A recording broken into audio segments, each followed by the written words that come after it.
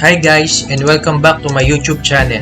For today's topic, we will talk about how to hide formulas in a cell. This is a video clip in one of my tutorials wherein I discuss different kinds of useful formulas in a worksheet. As for this example, I'm discussing how to use index match formula. Normally, when you click a cell, its formula will be shown in the formula bar. Sometimes, these are confidential and the user should not be able to see what formula a cell has.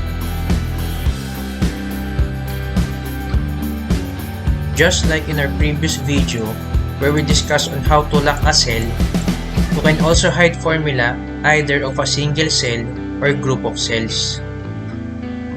To do this, first, you need to unlock all cells. Select all cells, right-click, go to Format Cells. In Protection tab, you can see here that the cells by default is locked and not hidden.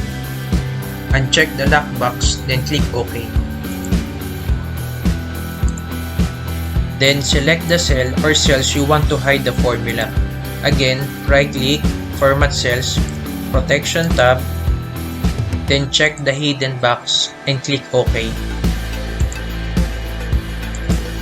Next, protect the worksheet. This is an important step to apply the hide function of the cell. In the review ribbon, click Protect Sheet. Protect Sheet window will now open. Input your password, then click OK. Re-enter to confirm your password.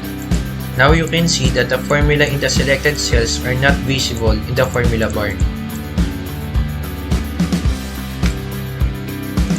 You can also lock a cell and hide its formula at the same time. Procedures are the same, but this time, you must check both the lock and the hidden box.